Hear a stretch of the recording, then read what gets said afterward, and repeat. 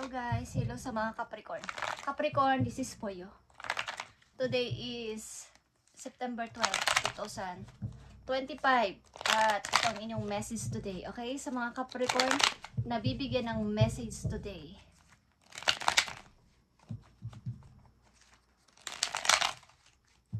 Okay, Capricorn, this is for you. Para to sa'yo.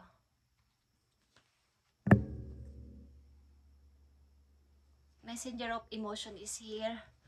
Merong concern na person sa'yo, okay?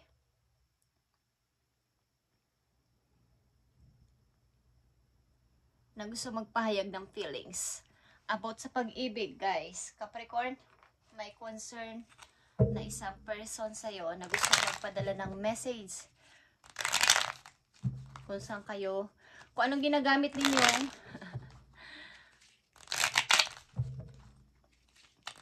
text or messenger or what is, may gustong magpadala ng message sa inyo, guys. Okay. Kayo ay na-separate maybe sa inyong mahal sa buhay o kapartner, but someone is missing you, okay? Someone is missing you. Nami-miss niya ang presensya mo. Okay, Capricorn, this is for you. Tingnan natin ang inyong message. Okay, kayo ay na heartbroken, but may gustong may nakakamiss sa'yo. May nakakamiss sa mga Capricorn.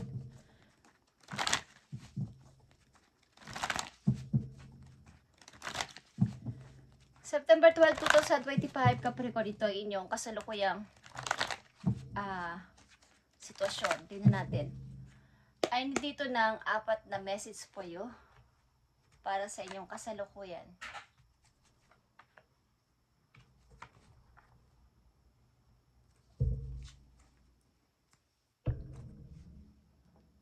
Ano man ang sabihin nila. May naririnig akong kanta, guys, sa aking isip. Bakit nga ba mahal kita? Okay, bakit nga ba mahal kita?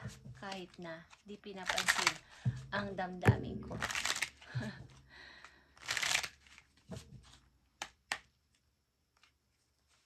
Okay, guys, tingnan natin. At meron ditong snake.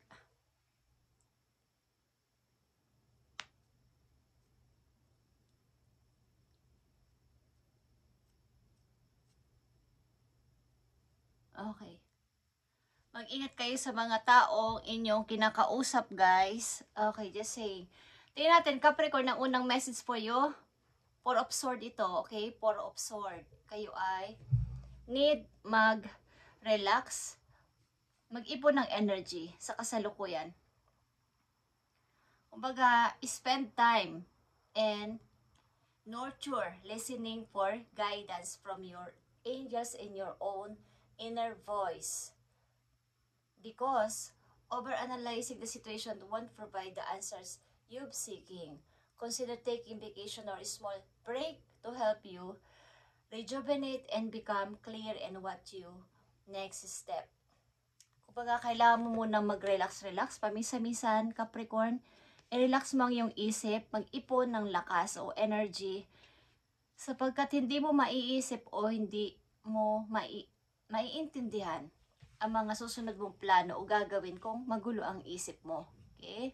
Kailangan mo mag-take ng kahit kung mayroon kayong day off, something, o wala kayong pasok, spend kayo ng time sa pamamasyal, mag-isa, yung wala munang kausap na maraming tao, okay? Para ma-relax yung inyong isip. Ito ang inyong unang message, guys, 4 of Swords. Kaya sinasabi ko kayo na una pa lang, ilan sa inyo ay na-separate, separate sa inyong mahal sa buhay. Ito man ay asawa nyo o kasintahan o kinakasama.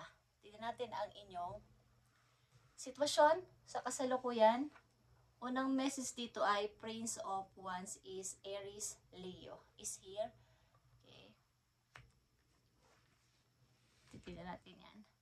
And King of Wands, meron ditong young and matured na person. Okay. Capricorn, kayo ba ay dealing sa Aries or Leo?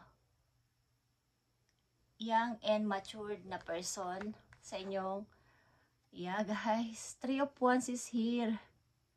Meron ditong third party guys. At illusion is here, yeah. Nandito kayo sa gitna ng fantasy and reality. Confused, nako-confuse. Sino ba sa kanila? Capricorn, maaaring, kung hindi ikaw ito, meron ditong nagtaksil, meron ditong may kapartner na iba. Bagamat andyan ka na o nandyan na siya, is meron tumitingin pa rin sa ibang person. Kahit na meron ng kasama sa buhay, may kasama na sa bahay, meron ditong nangyaring pamimili o meron ditong pagtataksil. Something pagkagusto sa ibang person. Kahit may karelasyon na. Okay guys, kaya nandito ang snake, something tukso, or pagtataksil. Nandito ang Phoenix. New phase of rekindle, renew and growth, change mind, rise from ashes. Okay.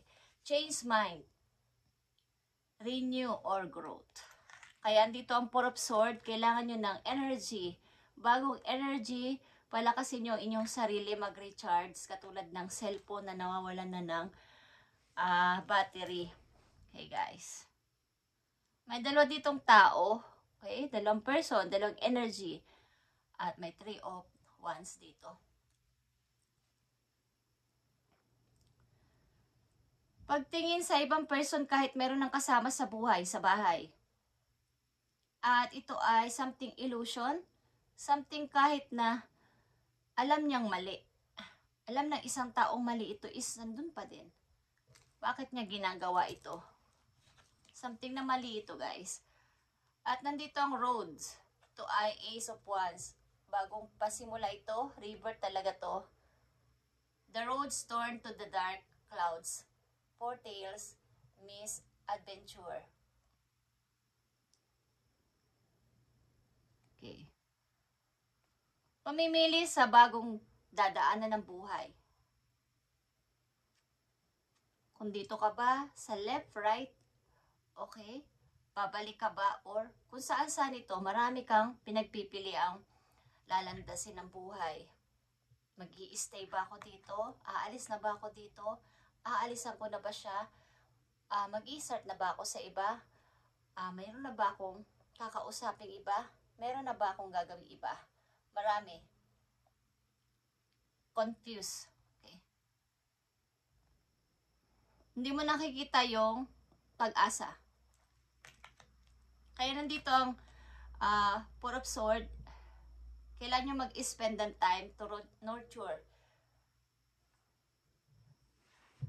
To nurture, listening for guidance. Okay. Ibig sabihin, makipag-usap kayo kay God sa inyong mga angels, sa inyong mga guidance na ituro ang tama at dapat nyong gawin sa sitwasyon na to kung kayo ay gulong-gulo. Sapagkat maaaring kung hindi man ikaw ito ang yung partner ay tumitingin sa iba or may kasama na sa buhay but mayroon pa rin minamahal na iba. May dapat ditong ma-awake sapagkat ginigising ka dito ng yung angel na something. Magising ka na. Kung ikaw ang niloloko dito, magising ka na sa katotohanan na tama na to. Something na may namimiss ka, sigurong person. Tingnan natin ang payo dito guys, Capricorn.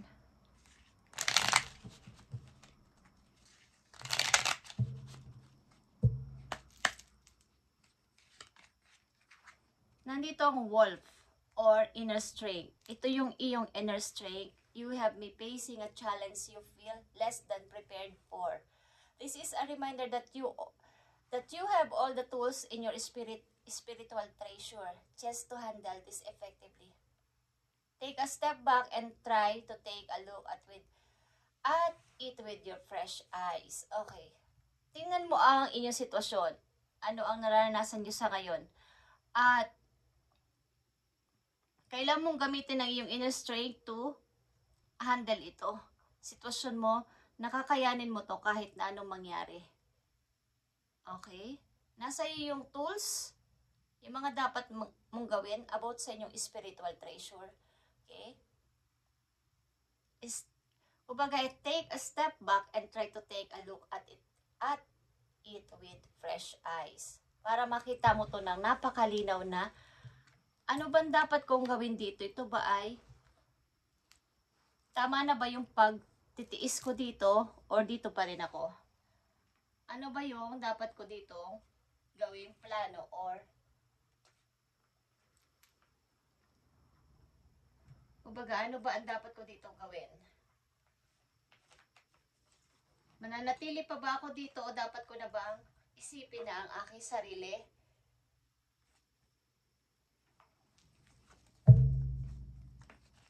Mukhang dealing kayo sa Aries. Malakas ito ang Aries, guys.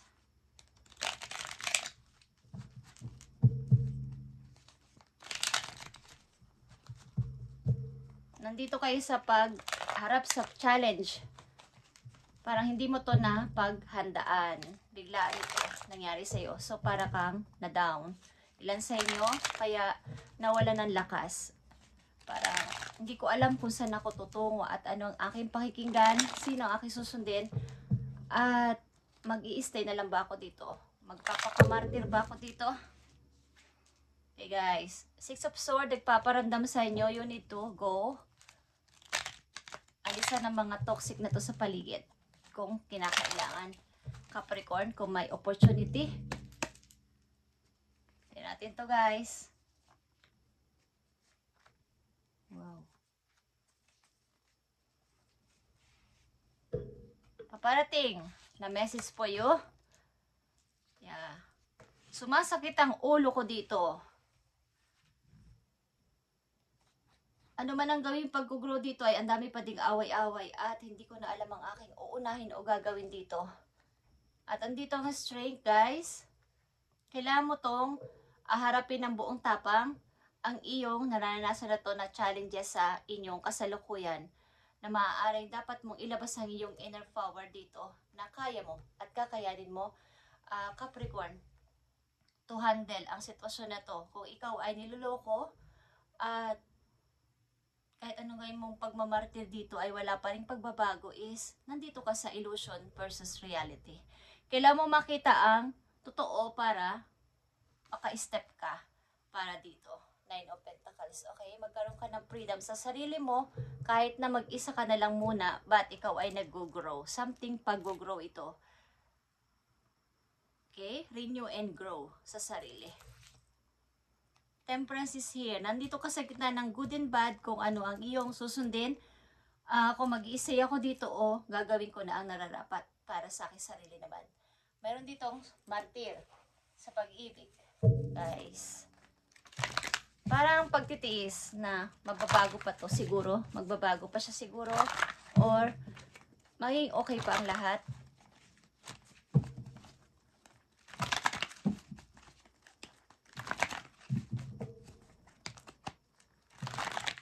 Tingnan natin ang message dito para sa'yo. Capricorn.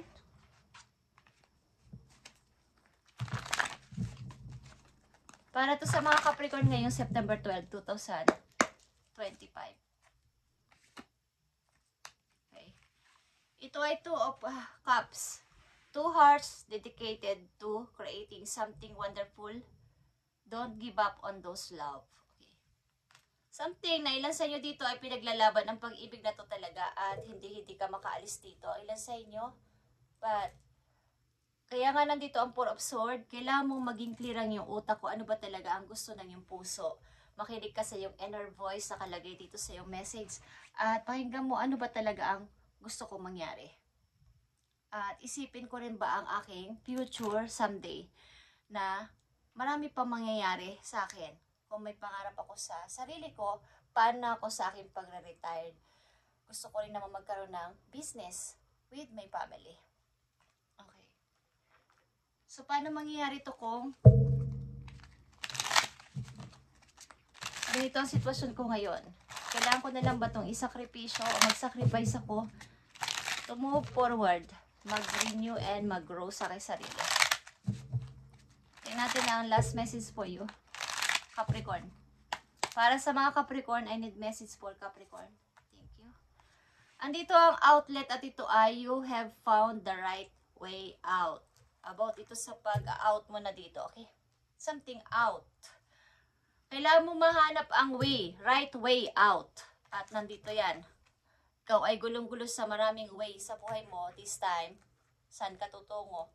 But nagpapahiwatig sa'yo dito ang Nine of Pentacles kung sakasakali, guys. At isip-isipin mo. Ring of Fire is here. Gusto kong malaman ninyo ito, ang inyong financial and career para magkaroon kayo ng idea.